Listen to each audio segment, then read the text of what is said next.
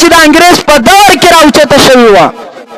مسلمان تحقیق نه کوي صرف په شیز په سیروس روان دي قرآن د الله گواه دی هغه ته ارسل یا ایها الذین آمنو اے ایمان والو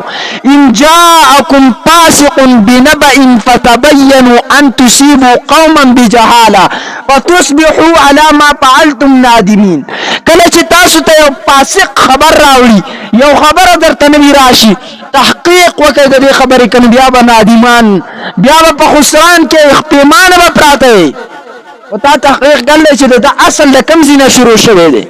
د پیر قواریت اصل د کم ځای نه شروع شوی د دې نه مخکې تمام خلق په دقه یو طریقه باندې په دقه طریقه باندې د دین اسلام راغلی د ملک ته په دې ملک په عمل او په کومه طریقه چې زمونږ پلار لیکه دی او دا سلسله روانه و د هغه پلاران هغه ته صحابه کرامو دا دین راولو د دقه مکه او مدینه نه دا دین راغلو دوی وای په مدینه کې راپولیدان کیږي په پلان کې څنګه کې راپولیدان کیږي من خو دا راپولیدانو خلاف نه وکړل لیوانیا د امامانو مابین کې په دې باندې فروعي اختلاف دی یو خبره راځي چې ذکر کوم یو مولا تقریر مې اوریدلو ډیر سخت خبره کړم چې ډیر خلک په سیروس ته روان دي ډیر خلک ورته ډاکټر وای غټ شی غني لیکن لا شی لا به شرط شی دی خلاف شرط شی دی پته نه لګي په دې مليان پی یو کس راغی ویلو ولدا خبره خو به کوپاروم کولی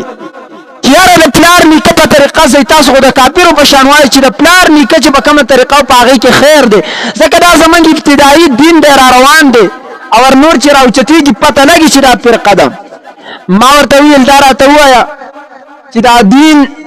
وس جوړ شو او کدا دین سوال لسو کاله مخکې رسول الله راوړو سوال لسو کاله مخکې نو ما چې یو شی زما په مخکې راوچت شو زبې ما دا صحیح دین دی ځکه کافرو به دا خبرې کولې چې پلان نیکه به سیمه زما پلان نیکه پریدم چې هغه په کومه طریقه عبادت کړل او دا چې راوچت شوی د پسې به روان شم بیا خو زما یو بچی راوچت شي پر روان ډول کې به وای چې په دې پلان نیکه به سیمه زی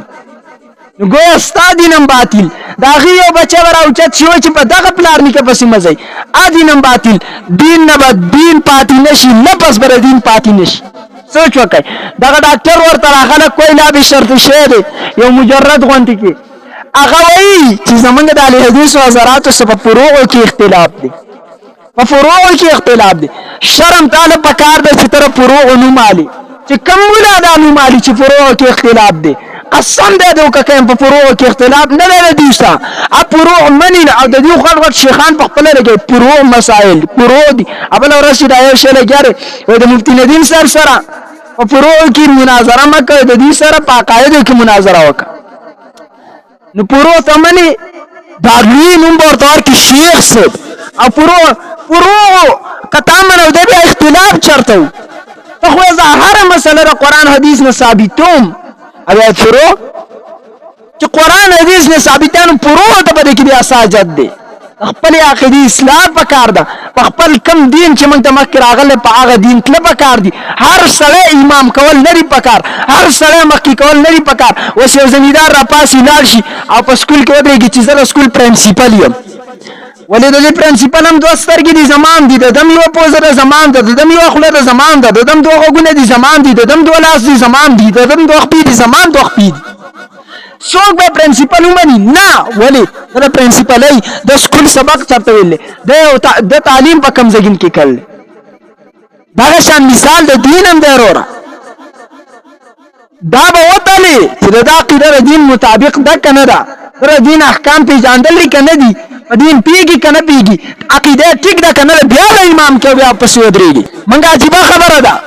ډاکټرانو کې ډاکټر پیژنو سبزو والا کې چې یو لور شي بل ډبل یو ډبل خلاف بل ډبل منګه کې خاص سبزي پیژنو منګه په ګالو والا کې خګالو والا پیژنو په ډریورانو کې خډ ډریور پیژنو منګه په